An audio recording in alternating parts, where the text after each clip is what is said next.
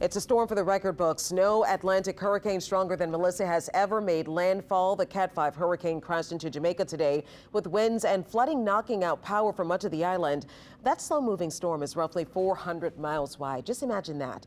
And shortly after landfall, Jamaica's prime minister warned there would be some widespread damage. The United Cajun Navy is on the ground there and they are ready to help.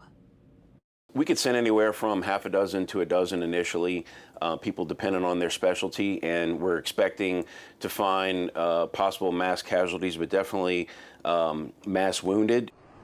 Hurricane Melissa is now moving north as a Category 4 storm, threatening popular tourist destinations like Montego Bay.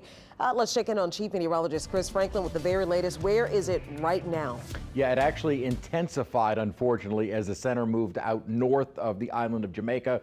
It had winds of 125. That put it at a strong Category 3, but you can see clearly that the eye has redeveloped, and that means it has strengthened. 130 now, so it is back up to a Category 4 and will likely make landfall in eastern Cuba as a Category 4. Notice the taller cloud tops and more intense storms are still over much of the island of Jamaica, and just now starting to see those more intense storms move over Cuba.